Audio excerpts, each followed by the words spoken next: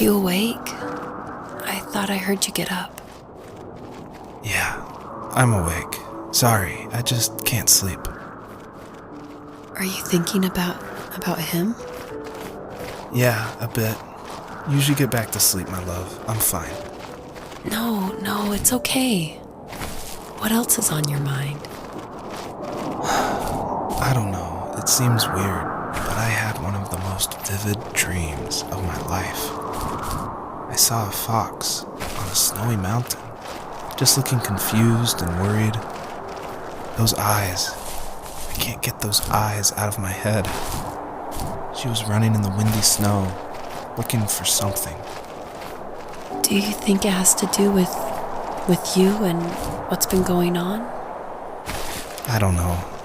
It was just a dream, Rachel. They're not meant to make sense. A lot's happened the past couple days, that's all. Well, if you're not going to sleep anyway, you should tell me. I want to hear. All right.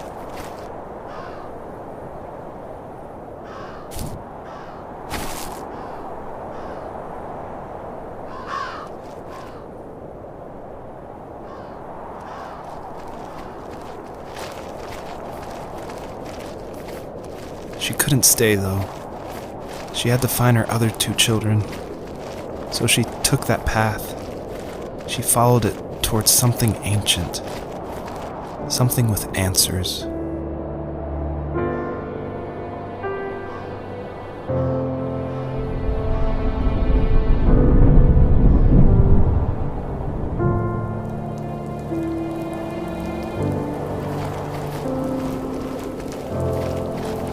The fox looked high and low, searching for any sign of her cubs. Points of light showed the way to this ancient tree. It was as if each one had a story to tell, all their own. The land was trying to tell my story, too. I felt like I was right behind her the whole time.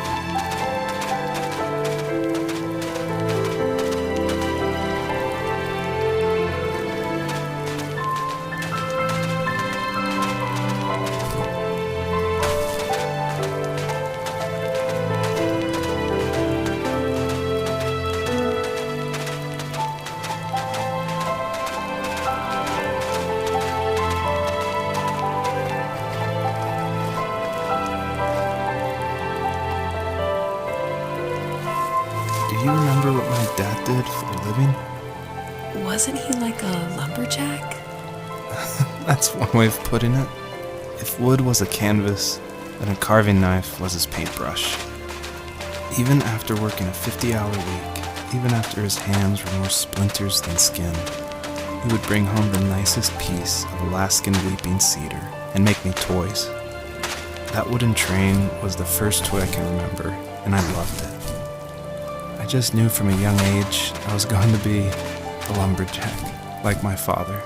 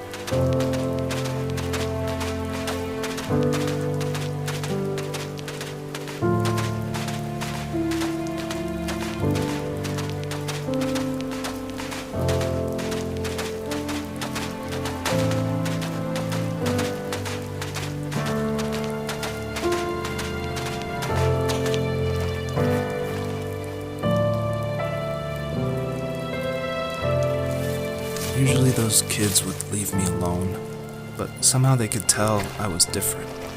They made fun of how far away I lived. They called my dad a sourdough. I was a blabbermouth as a kid, telling my dad stories I made up for hours. But after that show and tell, I didn't tell him much anymore. He didn't know exactly what was wrong, but his best guess was that the toys he carved weren't cool enough. He carved me a tank and tried to tell me what it was like to be in a real tank as a serviceman. I didn't know your dad was in the military. Yeah, in the army. The sad thing is that I'd pretty much forgotten until just now. There's so much I still don't know about him. I'm sorry. He knows how much you love him.